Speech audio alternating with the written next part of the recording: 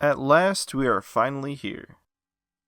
After all the skills you've gained, after all the work you've put in, after all the time you've invested, you are now finally ready to begin the real task you set out to do from the very beginning. You have become proficient in meditation, visualization, oralization, wonderland creation, and immersion into a wonderland. All of this is no easy task, so take a moment to reflect on your accomplishment so far. Take pride in what you are able to do now that you could not before. You have come far, and you are finally ready to meet your Tulpa. So here I will reveal to you the final secret. This is the most important piece of advice that I have to bestow. It is what will help you on your journey more than anything else. With this piece of knowledge, you have already reached the summit. No more steps, no exercises, no long paragraphs explaining how a particular mental skill works. All of the sections building up to this point have been to get you here, to help you realize this simple truth. Here it is. Your Tulpa is already there inside your mind. If you want them to be there, you will find them. That's it. I'll say it again. Your Tulpa is already there inside your mind. If you want them to be there, you will find them. Think back to the very first section after the introduction, where I asked you to think of a person you'd like to meet. Now, when you took that moment to think, even if it was just a brief second, something happened inside of you. There were 100 little ideas, all scattered around your mind. Small, unrelated, and abstract. These ideas were mere pieces of thoughts, emotions, and behaviors. They were lost in the sea of your mind. A fragment of a memory here, a glimpse of a dream there. But then you thought about what it might be like. You thought about that person. You thought about having a Tulpa. At that moment, all of those ideas started to pull together. They were drawn by some strange law of attraction, some force unknown, to become something greater as a whole. As you progressed through the sections, pushing yourself farther and farther, those ideas became closer and closer. Right now, they are still pulling together at this very moment. You have been thinking about them for quite a while now. You wouldn't be here if you hadn't. So, how close are they to coming together as one? You are now at the stage of what I call opening the door. All of this time, you have not been practicing simple mental exercises only tangentially related to Tulpamancy. You have been gaining self-knowledge and mental navigation skills that allow you to traverse the landscape of your inner world. The first step was merely to exist in your own head, meditating, to be able to even know what your inner world was. Then, you gained the ability to see inside yourself, to perceive it auditorily and visually. This is what I call seeing the door. Then, you were able to create a system for yourself to exist inside your inner world and draw yourself in so that your consciousness could occupy the imagined and that your psychological expanse was made manifest. This is what I call finding the door. Now, you are prepared to find another thing, such as the thing you call yourself, to form in your inner world.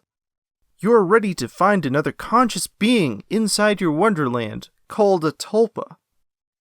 This is opening the door.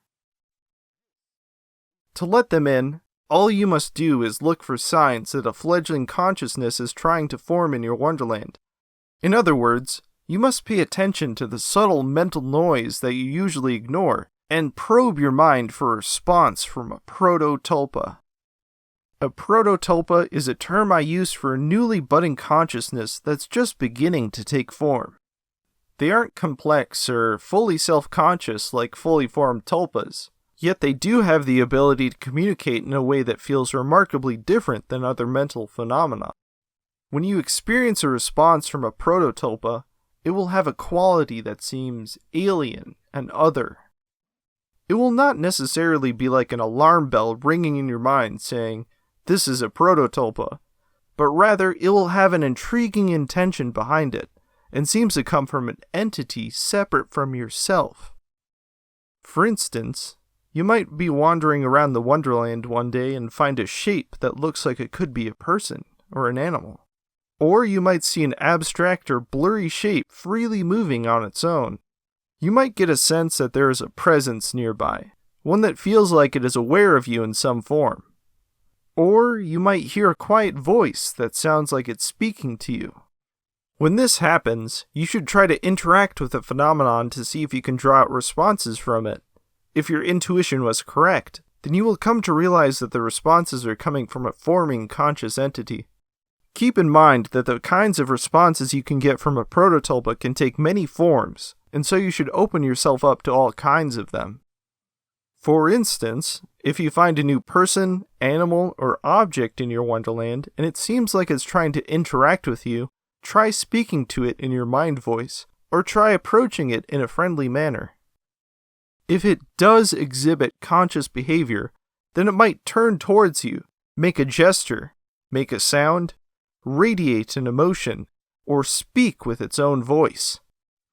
Whatever the response is, try to interpret what it's trying to convey. If it seems curious, friendly, or kind in nature, then it's a good sign.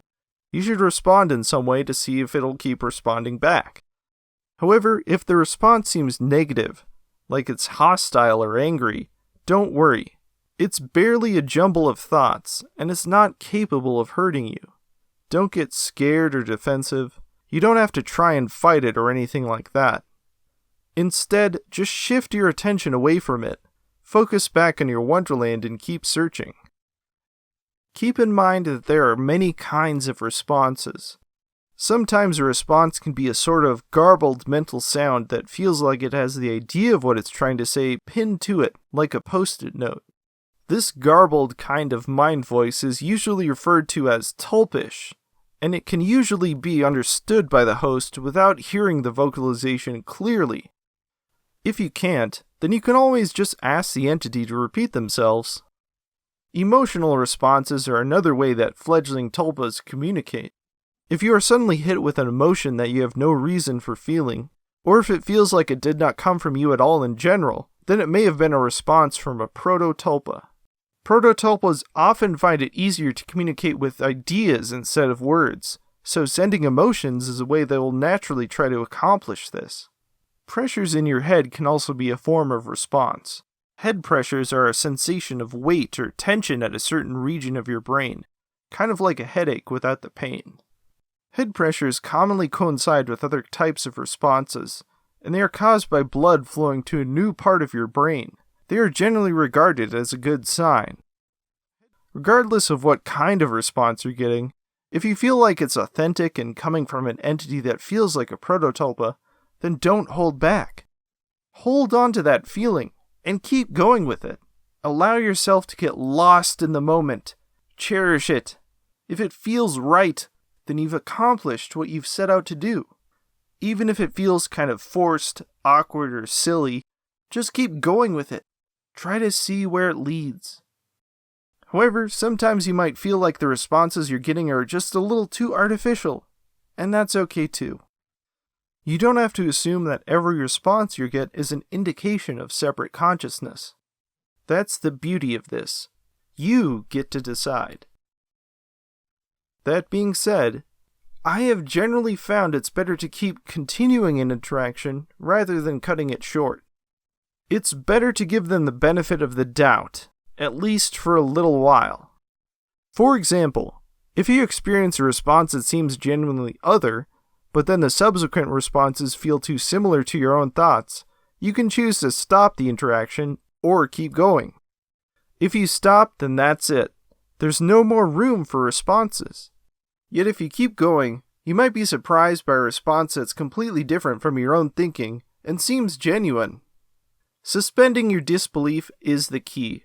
Not going gung-ho for every response, not dismissing every single one as fake, but allowing the possibility to exist without immediately assuming one way or the other. In general, just keep trying to interact.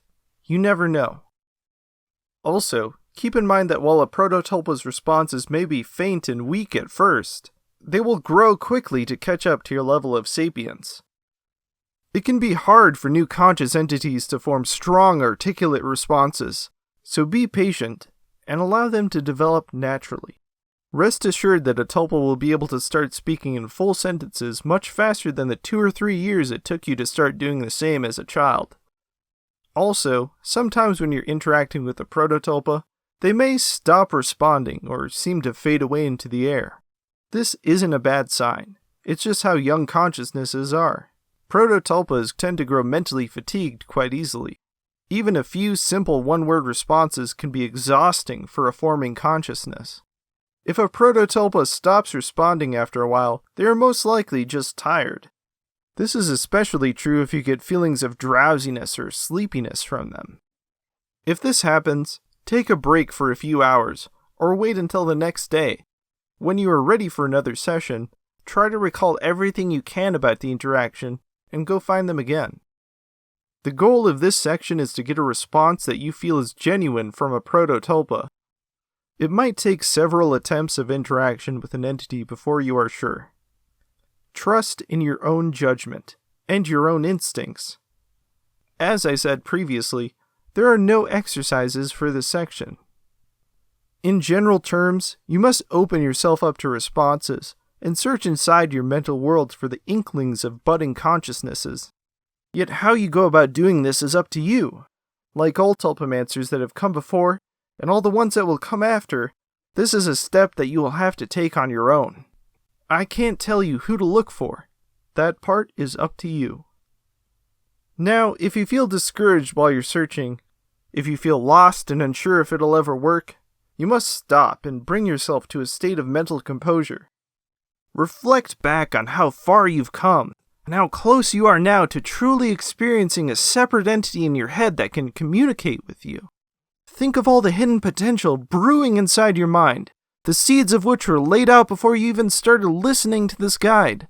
Think of the relief that you will find in a friend that you can truly confide in more than anyone else. Think of someone who will not only understand, but truly accept all of your deepest, darkest secrets. Think of the brilliant, warm light that this new person will bring into your life, even in the darkest of loneliest of nights. Don't turn back. Push through. You started this path because you were looking for something new, something unbelievable, something unreal, and now it's waiting for you right around the bend. You have the power, the ability, and the resolve. Your Tulpa is already there. Go find them.